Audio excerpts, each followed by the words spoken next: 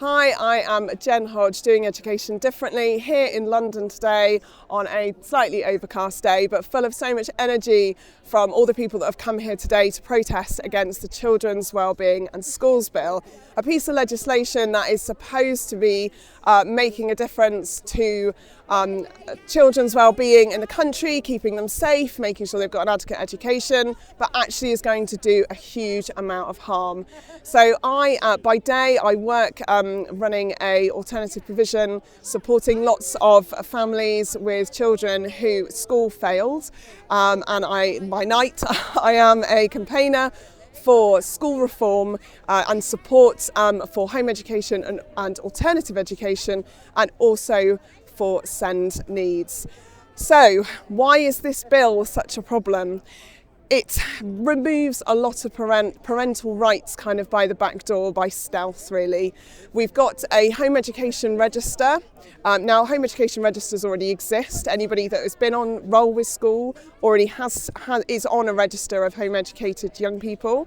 But this one seeks to capture everybody, those that have perhaps never been to school, with the main aim that they're going to find lots of hidden children who are perhaps not being cared for or not getting an adequate education. But is this really the case? It's not really what the evidence is showing us. From looking at serious case reviews, looking at all the evidence we see, we know that actually most children at harm are known. They're known to local authorities, and it's in fact failings at that local authority level that is causing harm. We know this in the case of Sarah Sharif, Victoria Kalimbi, and many other high-profile cases where home education has been connected. So what is the government trying to do by this? Well, we don't think they're actually trying to keep children safe. We think they're using it, particularly because we've got a Labour government who are very keen on one-size-fits-all and unifying provision. We think it's a move really to try and eradicate home education as much as possible, suppress it, and ensure that everybody is in school, which is a wonderful idea, except school doesn't work for anyone. In fact, it doesn't work for many.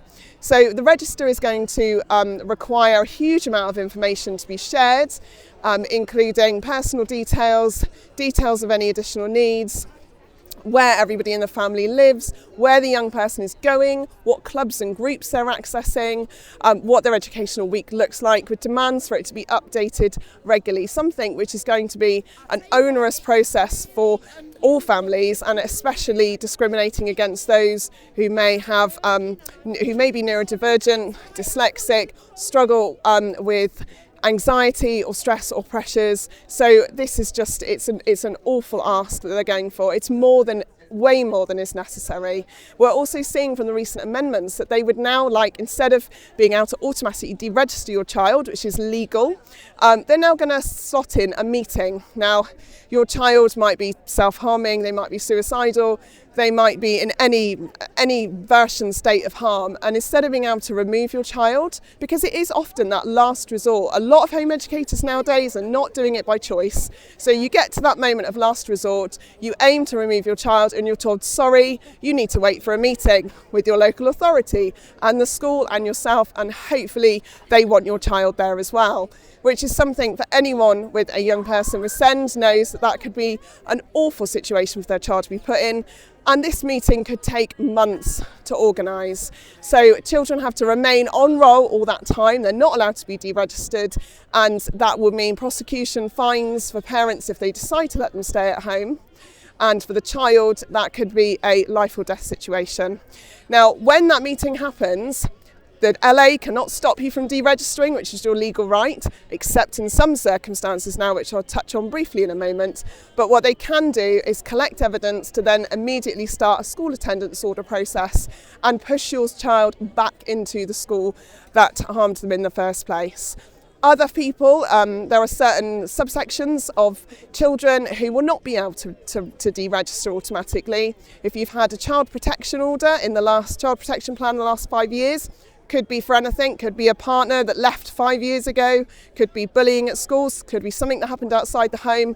You can be blocked from deregistering your child.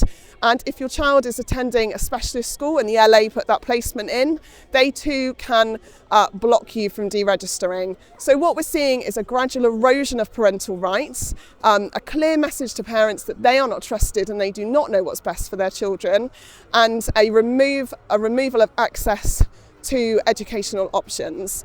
We see this a lot with the Labour Party. This isn't new.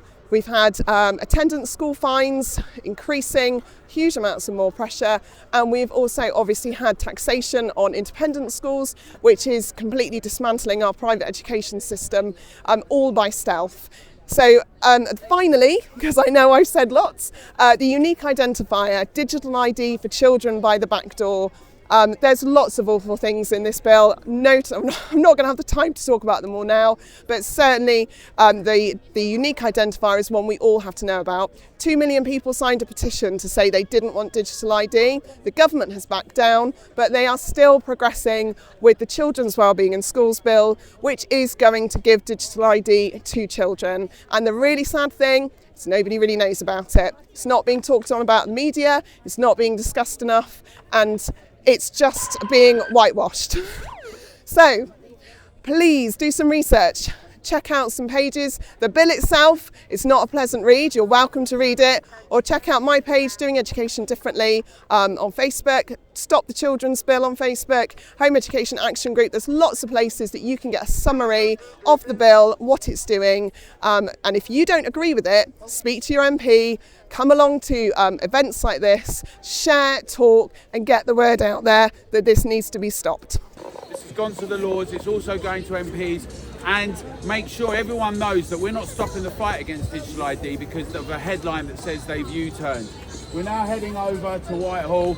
These are the people. Look at this fantastic car. Scrap the schools bill, and let's scrap ID. Let's scrap this digital ID. We're British. No one asked for it. It was never in any manifesto. And if you want, come join us at Whitehall now. We're going to be down there. There's going to be lots of speeches, and we're going to be heading on down there. Let's all stand together. We're better and stronger together. This stupid bill has got to go. Hey, hey, ho, ho. This stupid bill has got to go. Hey, hey, ho, ho. This stupid bill has got to go. Hey, hey, ho, ho. The bill has got to go. Hey, hey, ho, ho. The bill has got to go. Well, I'm Peter Ford, Deputy Leader of George Galloway's Workers' Party, and our party is dead against this digital ID. So the main reason we're supporting today's march is because the government are using children as a stealthy way to bring in digital ID. They're starting with the babies. This is all part of what I call the Blair Witch Project. This is Tony Blair's project that's being carried through by stealth. It's the Blair Witch Project, and they're even using the children to do it. That is quite shameful. Also, we support homeschooling, and no wonder many parents feel they need homeschooling because our schools are becoming hotbeds of indoctrination into woke ideology. Enough is enough. What do we want? Children's rights. When do we want it? Now. The end anymore. I just want to goon. Yeah. I just want to goon. Get off me. No digital ID. Keep it physical. Go like it. Get him out. Kick him out. 80% of children feel that those in charge don't listen. 80%. 80% of us feel that those in charge, those making decisions, do not listen. Article 12 of the UN Rights of the Child says that every child has a right to have their views considered and taken seriously. This right applies at all times. We also have the right to privacy. But here is a bill, the Wellbeing Bill, and nowhere does it say, ask the child. What do I think is in my best interests? Do I want strangers inspecting me in my home?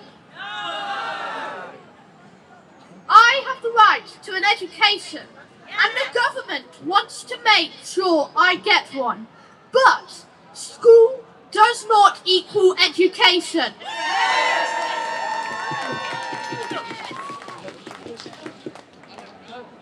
And education does not always mean sitting at a desk, writing in a book. Home education looks very different, and many schools and the LAs don't understand that. The idea of school is seen by the government and the local authority as a safe, ideal place. But for some children it is a gallows. School for those children like me, is a place of torment, bullying and overwhelm. Under the new amendments, the government wants to have a meeting before a child can be designated. The LA will have to give their approval. But how do schools and local authorities normally treat parents and children? They treat parents as delusionals and children as incapable of knowing their own minds.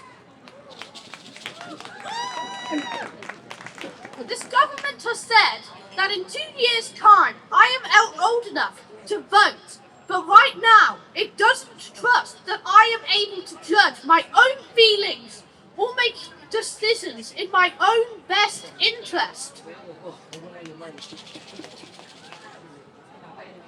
Keir Starmer, Bridget Phillipson, you have the chance to uphold the rights of the child here, and that is your legal duty.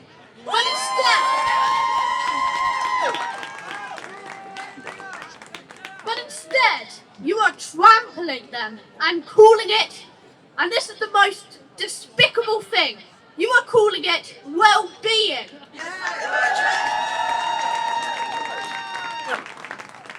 You call it safety.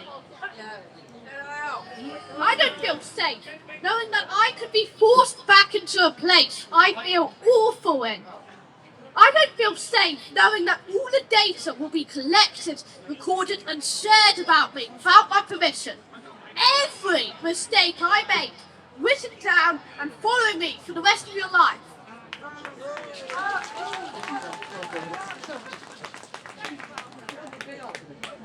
Imagine, think of the stupidest thing you've ever done, and that everybody will always read about and hear.